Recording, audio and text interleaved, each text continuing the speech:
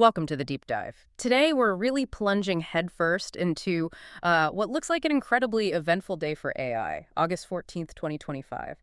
The pace of innovation, the shifts we're seeing, it's pretty wild. From tech giants making surprising moves to, complex global stuff and how it's hitting society. Absolutely. And our goal here really is to sift through all of this information, pull out the key insights for you. We want to connect those dots, help you see not just what's happening, but why it matters, what it means for you, for the world, and yeah, the sheer speed of it all packed into just one day. It's quite something. Okay, so let's kick things off with Apple. Usually we think sleek phones, watches, right? But it looks like they're making a quiet but, well, pretty significant move into AI in the home. What's really standing out there? Well, what's fascinating, I think, is how many angles they're coming from. It's quite multi-pronged. We're seeing these plans, for instance, for a tabletop robot. It's got a screen, a motorized limb, and it's planned to have its own, quote, personality. Runs a new OS called Charismatic. Personality. Okay, that immediately makes you wonder, what does that actually mean for, a home gadget? Exactly. That's the million-dollar question, isn't it? What is AI personality in this context? Yeah. And it's not just the robot. They're thinking bigger picture. Right. Apple always does the ecosystem thing. So what else fits into this smart home vision? Well, alongside the robot, there's talk of a battery-powered home security camera. Codename is J450, apparently. It's designed with facial recognition, infrared sensors, for security, but also automating other connected devices. And then there's a simpler smart display, too, like a 7-inch square screen, widget-focused. Yeah. It apparently scans faces as you approach to show personalized stuff. Okay. So, yeah, not just gadgets then. What's the underlying strategy here? What's the bigger play for Apple? I think if you connect these dots, it really signals Apple's strategic push towards ambient computing. Trying to embed AI really deeply into your everyday environment. So it's less about any single product and much more about creating this integrated intelligent home ecosystem that just adapts to you. Okay, that makes sense. Now, speaking of user experience, this is where things got really interesting, maybe even a bit messy. There was quite a bit of noise. Some reports even used the word anger around OpenAI's GPT-5 launch. What exactly caused that reaction, and how's OpenAI handling it? Yeah, the sources point to a pretty significant course correction, actually. After a, let's say, rocky rollout and clear user dissatisfaction, Sam Altman, the CEO, he announced several changes. For one, the popular 4.0 model is coming back to the model picker for all paid users. And they promise plenty of notice if it ever goes away again. Okay, so bringing back the familiar face, so to speak. What else? Crucially, the weekly rate limits for advanced reasoning in GPT-5, they jumped massively, from 200 queries up to 3,000. And they also clarified that huge 196K context window for the new model. Plus, users got new options: auto, fast, or thinking for GPT-5. This was to fix problems where queries were often go into the wrong model right after launch. So what does all this really tell us about the user experience side? It sounds like OpenAI maybe realized that it's not just about raw power. The feel of the model, its personality maybe, is really vital for some users. Precisely. I think that 4.0 saga, as some called it, really highlighted that there's a maybe larger than expected group of users who care more about that personality aspect than just, pure coding performance or benchmark scores. Altman himself even hinted a personality update is coming for GPT-5. He mentioned the need for per-user customization and model personality. Interesting. Yeah, it's a huge learning point, I think, for all AI developers. UX. Adaptability, they're just as critical as the underlying tech specs. Right. And these products, these models, they don't build themselves. It takes talent. And moving from products to people, it sounds like Microsoft is really going on the offensive to get that talent. Who are they after and how are they doing it? Yeah, there's a Business Insider report suggesting a very aggressive strategy. Microsoft is apparently targeting Meta's AI talent pretty hard. Specifically, researchers outside of Meta's main new superintelligence labs division. They're reportedly matching Meta's pay, sometimes with multi-million-dollar offers, using special recruiting teams with, actual target lists. Wow, specific teams mentioned. Teams like Reality Labs, Gen AI Infra, Meta AI Research. The report says Mustafa Suleiman and Jay Parikh, who used to be at Meta, are leading some of these efforts. And you mentioned aggressive tactics. The report also said something about new processes, streamlined offers. That's right. New processes for what they call critical AI talent can apparently get offers approved by higher-ups within 24 hours, which is incredibly fast. So if you zoom out, it looks like Microsoft is kind of borrowing from Meta's own playbook for poaching talent, maybe turning up the heat. And there are also hints, the report suggests, of potential culture issues within Meta's AI units, making some people outside that main superintelligence lab maybe more open to leaving. So it's not just about the money. Fascinating dynamics in the talent wars. Okay, let's shift gears now, look at the geopolitical side of things. There's a really interesting story about DeepSeek, a Chinese AI startup hitting a pretty major roadblock. What happened there? Right, so DeepSeek had to delay their new R2 model. Why? Because they apparently failed to complete a training run using Huawei's Ascend chips. They were forced to switch back to NVIDIA hardware. And that's a pretty big setback for Huawei's chips. Yeah. Their Ascend processors are now basically just being used for inference. Which is the less demanding part, right? Running the already trained model. Exactly. Inference is when the AI uses what it knows. Training is where it learns from massive data, and that's incredibly compute heavy. And it seems the Ascend chips just weren't up to that task for this R2 model. So this isn't just a technical hiccup for one company, is it? It feels connected to bigger international currents. Oh, absolutely. It connects directly. DeepSeek only turned to Huawei in the first place because of U.S. sanctions on NVIDIA's advanced H20 chips. So this whole situation really underscores the struggle companies face trying to build powerful AI software on, well, unproven domestic hardware when those international restrictions bite. It's a clear example of geopolitics directly messing with tech development and national AI goals. Right, a real bottleneck. Now, staying on the theme of challenges and big picture concerns, AI safety. It's a growing focus.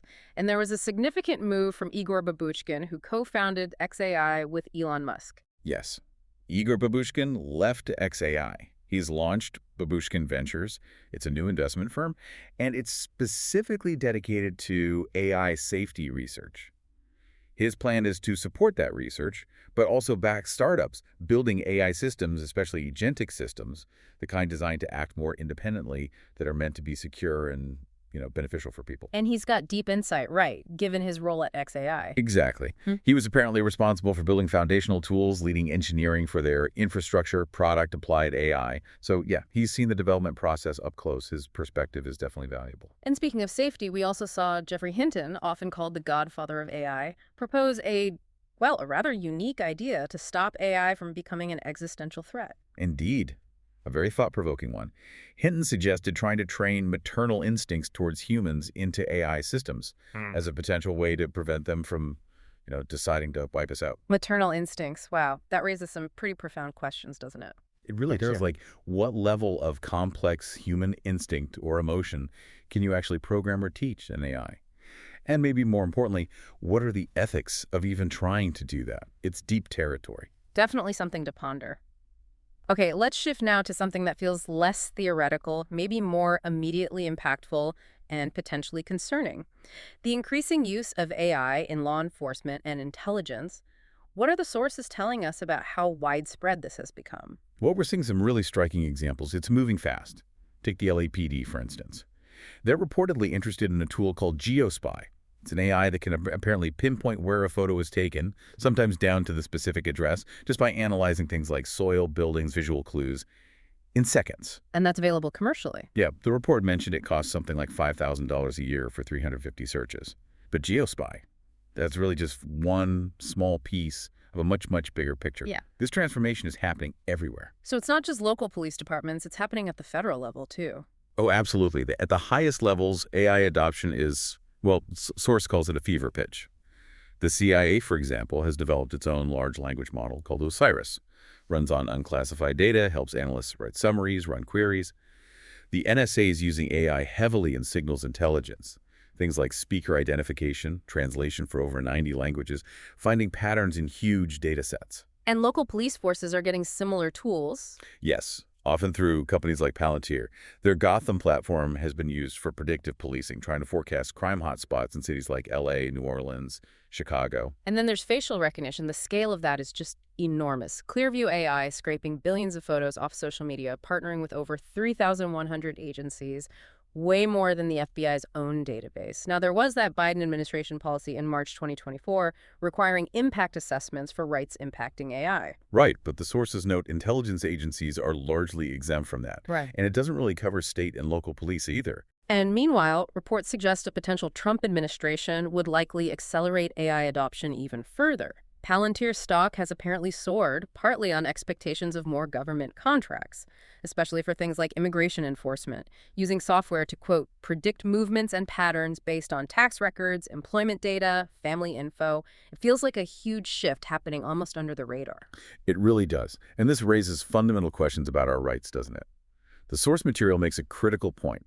If algorithms can instantly locate photos, predict future crimes, assign risk scores, what happens to the presumption of innocence? These systems are rolling out incredibly fast, often with very little public debate or, frankly, understanding of the long-term consequences. It's moved way beyond just basic facial recognition. Absolutely, into this comprehensive digital monitoring that, yeah, would have seemed like science fiction just a decade ago. And the concern is, democracy relies on transparent institutions, not these algorithmic black boxes making potentially life-altering decisions about who gets watched or flagged. A really sobering perspective. Yeah. And connected to all this, the geopolitics, the control. There's another fascinating, almost cloak and dagger story involving the AI hardware itself, the chips. Yeah, it sort of reads like a spy novel. Yeah. According to a Reuters report, federal agents have been secretly putting location trackers inside shipments of advanced AI chips. Specifically, shipments they suspect might be illegally diverted to China. They're targeting high-risk shipments, mentioning companies like Dell and Supermicro, containing those valuable NVIDIA and AMD chips. Trackers inside the servers, how big are these things? They can vary, some apparently as large as smartphones, hidden in the packaging, others smaller, concealed right inside the server chassis. There was one case mentioned from 2024 involving Dell servers with NVIDIA chips. They had large trackers on the shipping boxes and smaller ones hidden inside the packaging and the servers themselves. And the smugglers, or resellers, they know this is happening. It seems so. The report says China-based chip resellers now routinely inspect shipments, specifically looking for tracking devices. There were even court documents cited from a smuggling case where suspects were warning each other, literally saying, pay attention to see if there's a tracker on it.